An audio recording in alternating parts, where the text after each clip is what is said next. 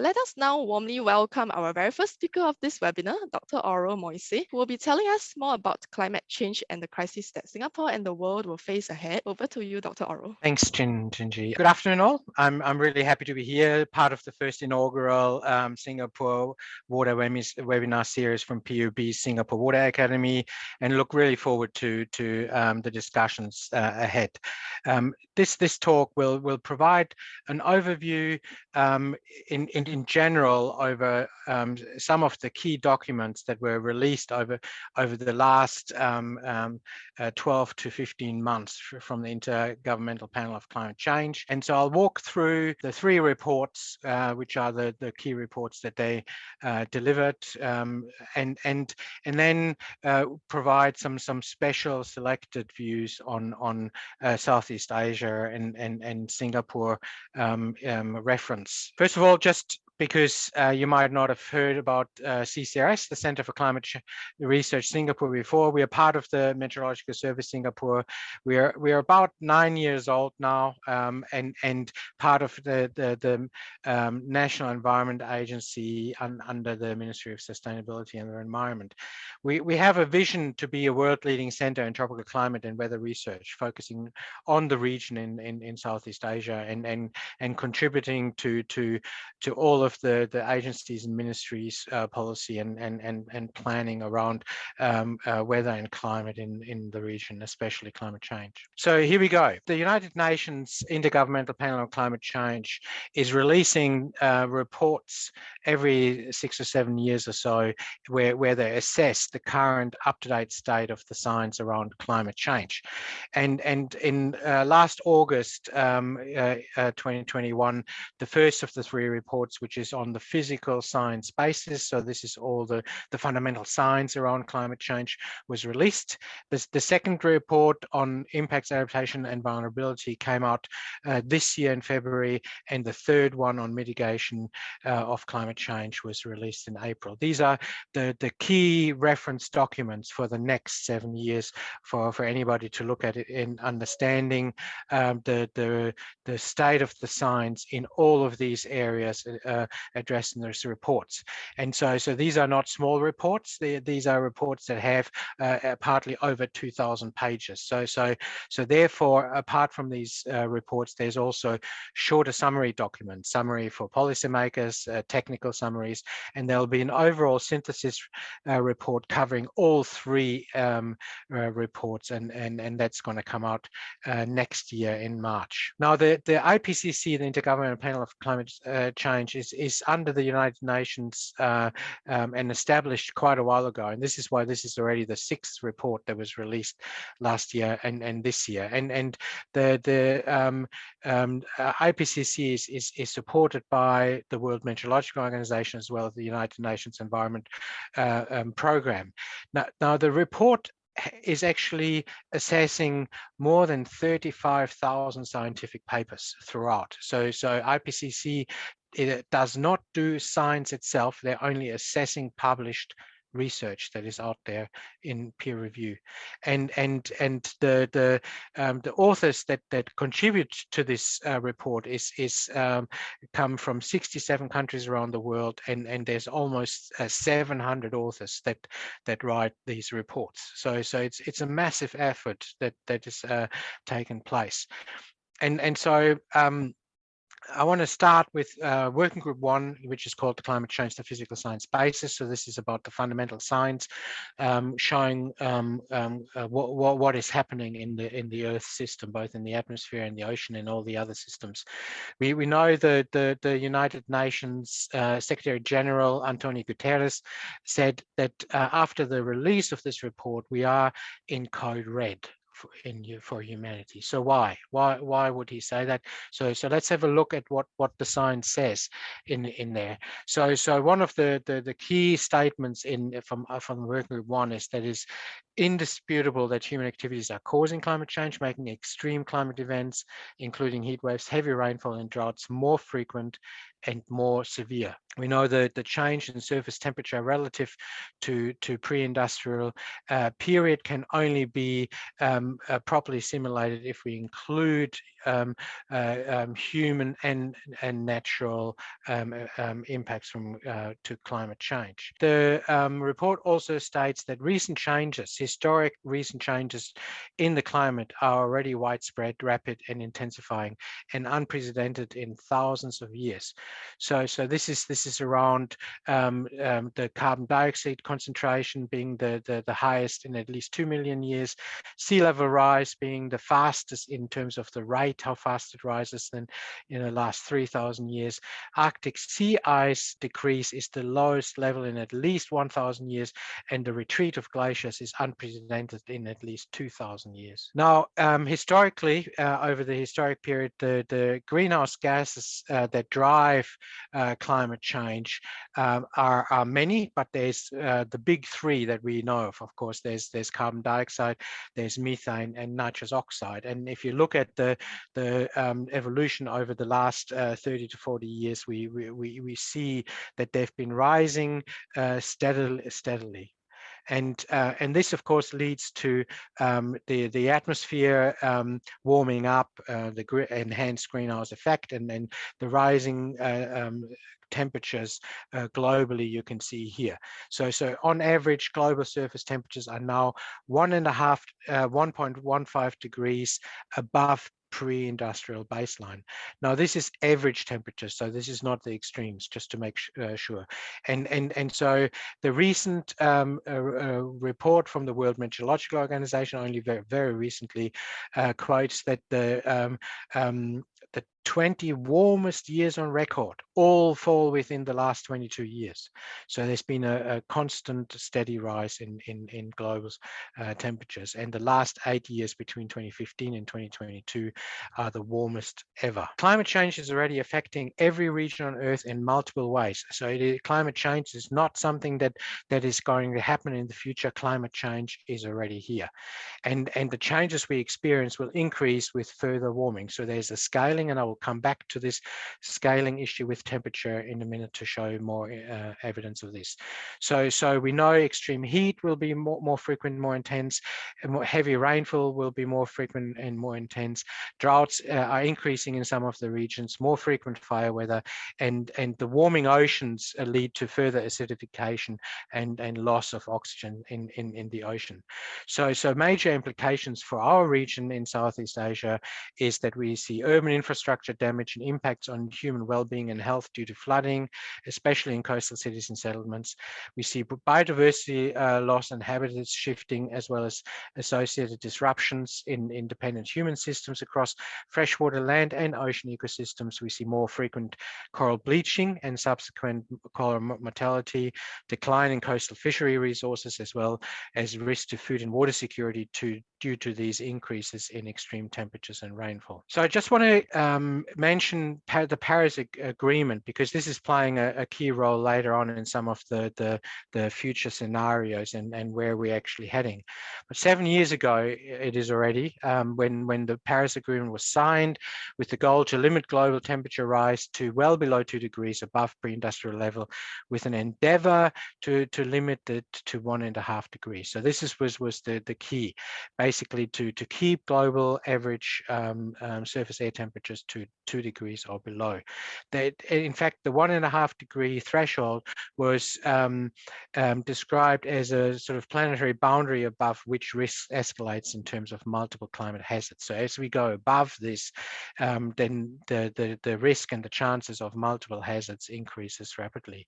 And we might be looking at crossing of tipping points in the Earth's climate system that are becoming more likely above the 1.5 degree threshold. So what are tipping points? These are sort of large scale, rapid discontinuities in the climate system. So basically irreversible changes. We know from the recent report that there's only a 50-50 chance of, that the global warming tops 1.5 degrees very soon. In fact, all indication is that we are likely to cross the 1.5 degree thresholds in the early 2030s. This is only a decade away from now. With regard to what is driving the climate change in terms of the greenhouse gases, we know carbon dioxide has increased. We are currently at 150% of pre-industrial level in terms of carbon dioxide levels, and a lot of it is to do with the forest destruction, burning of land, and also peatland being burned and releasing carbon dioxide. With regard to methane, which is actually a much more potent greenhouse gas than the carbon dioxide, but it's, of course, the concentrations are lower. And we are at 262% of pre-industrial levels, and a lot of this is coming from the enhanced farming sector.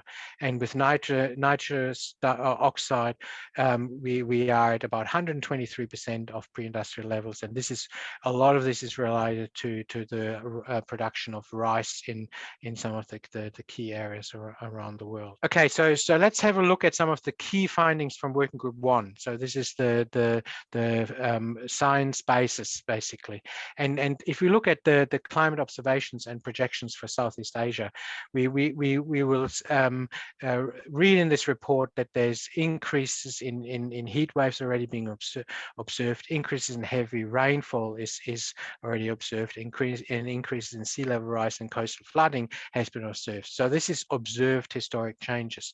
When we look at future projections, where we're going here is that every region in Asia will experience further increases in multiple climatic impacts during just the next 30 years, and there'll be more widespread if we actually cross the 1.5 degrees global warming line.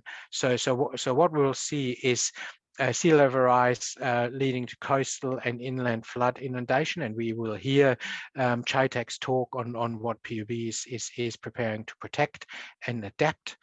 We hear that more frequent and intense rainfall and flooding threatens civil infrastructure. Temperatures increases will further increase insect disease vectors.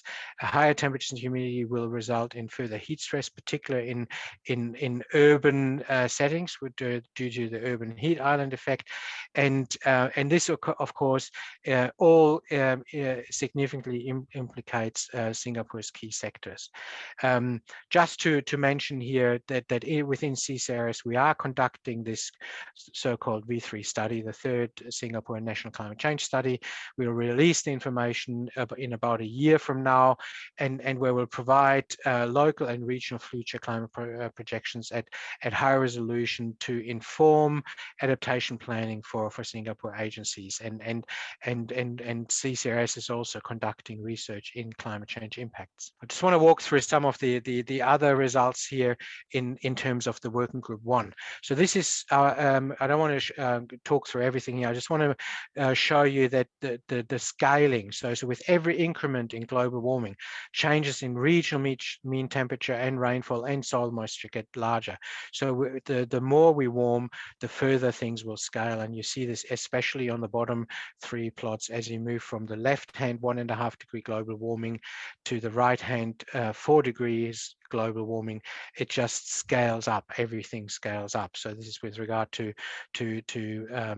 regional temperatures, but also if you look at the changes to rainfall here in the top 3 figures that are scaling with global warming levels, with the appropriate regional increases and decreases in annual mean rainfall.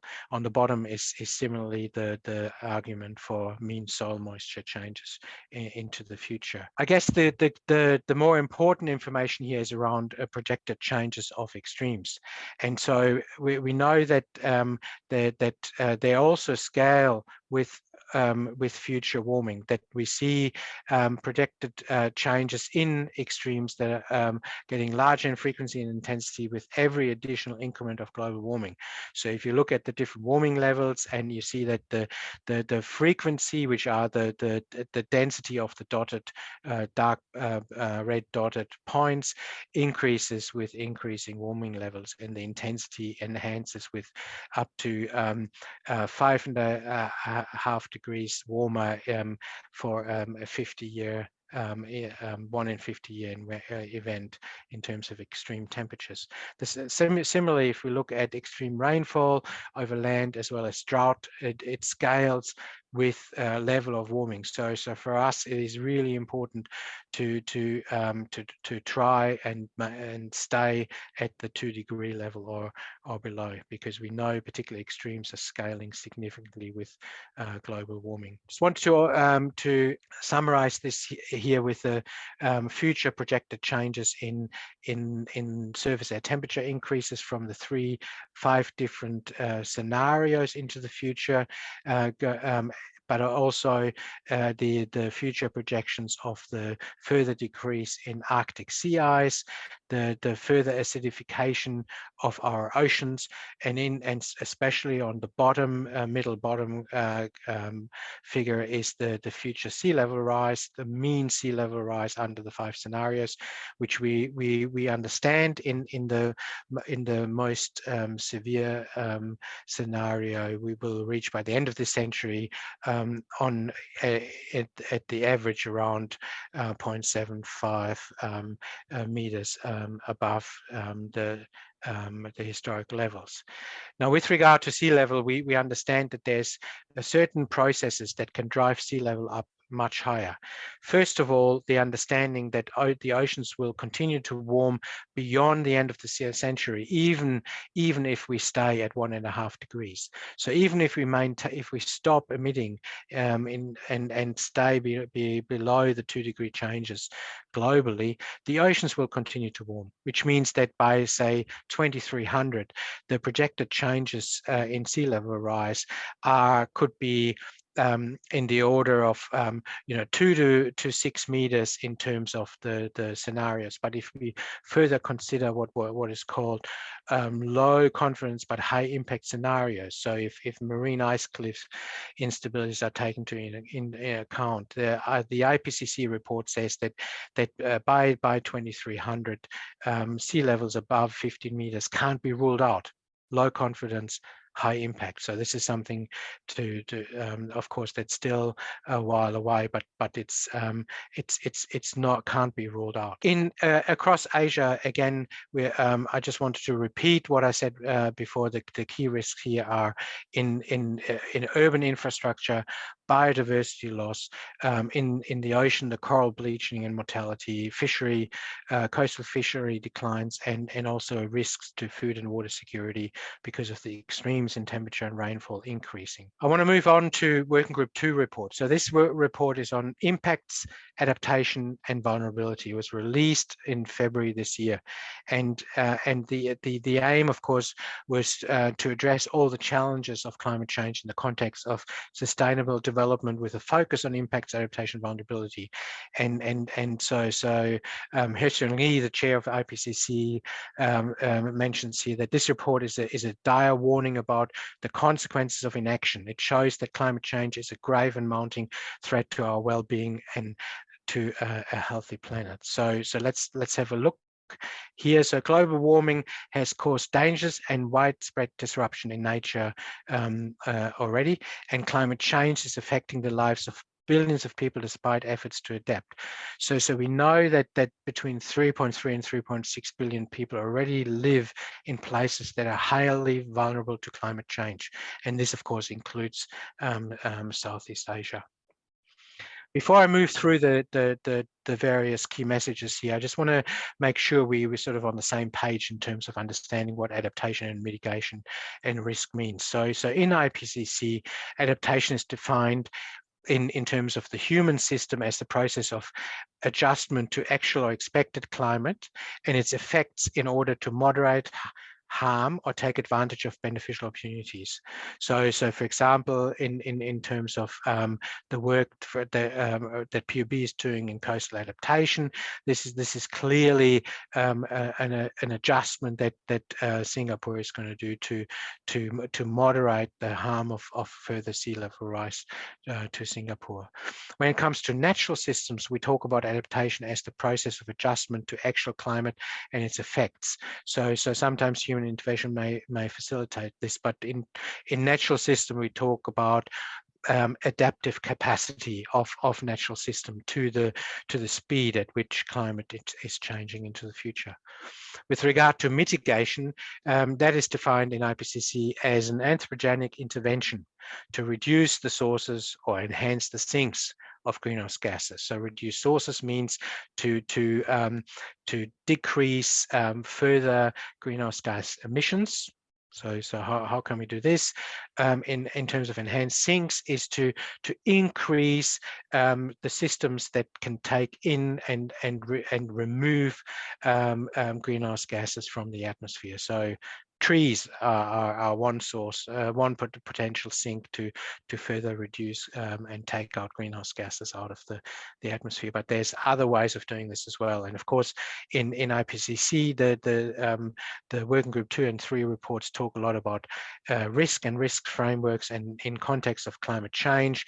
Risk can arise from this dynamic interaction among climate-related hazards. So this is what the Working Group 1 talks about, how climate is changing, the exposures and the vulnerability of the affected human and ecological systems. So let's have a look at Working Group 2 key findings in Asia. So we know the increasing extreme weather and climate events have exposed millions of people to food insecurity and reduced water security. So climate change will increasingly threaten our food security, and Singapore Food Agency is very interested to work with us on finding out how this can be resolved.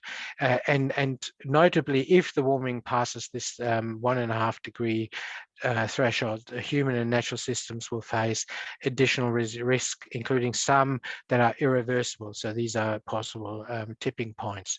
So we know that the world's major grain crops are under threat because of the temperature and rainfall changes, in particular extremes around droughts and floods, and this relates, of course, to the scaling of the extreme events. So this is what I spoke about before, is with regard to heat waves, agricultural drought, and extreme rainfall, that as temperature rises further, the extreme events in terms of frequency and intensity scales with increasing temperature. This is also the case if we look at biodiversity. So the left-hand side shows the scaling of percentage of biodiversity exposed to dangerous climate conditions, and so as you move upwards in that figure, more and more of the global area is becoming exposed to dangerous climate conditions. In the middle, it shows the percentage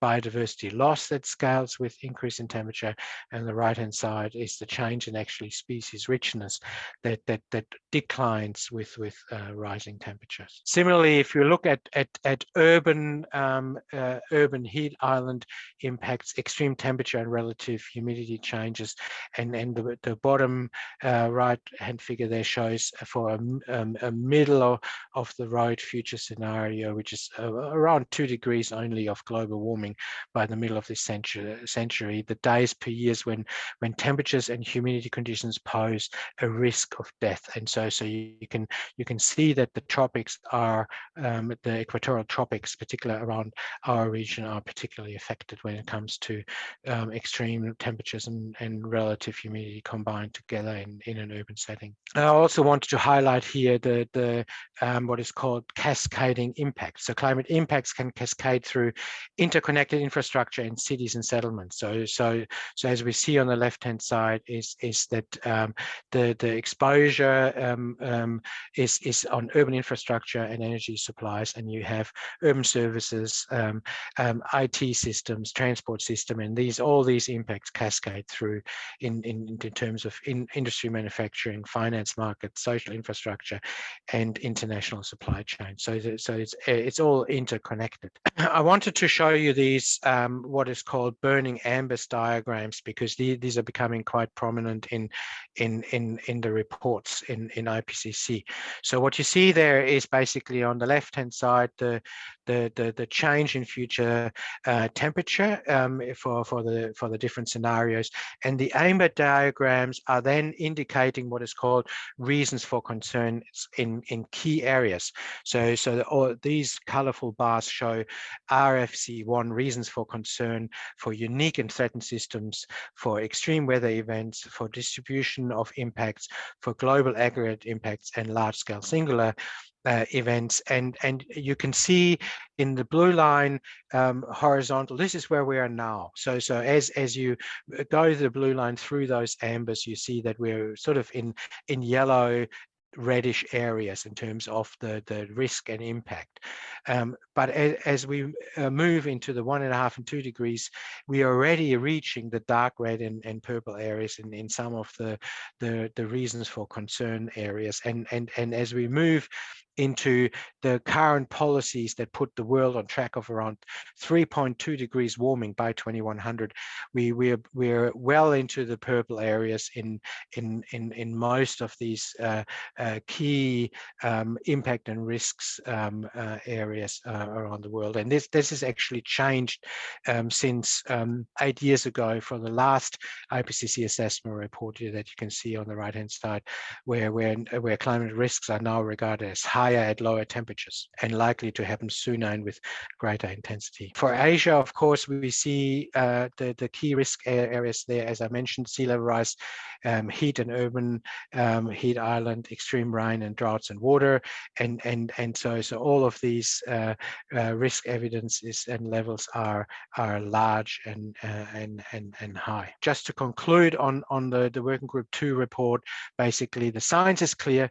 We have a rapidly narrowing window of opportunity to secure a sustainable and livable future. The third IPCC report is on mitigation of climate change, and so this has come out in April, and so the one of the key statements here is that the decade between 2010 and 2019 is where the average annual greenhouse gas emissions were at the highest levels in human history. And so just to bring this in numbers, so we're talking about 45 gigatons per year CO2, with a gigaton being 1,001 million tons.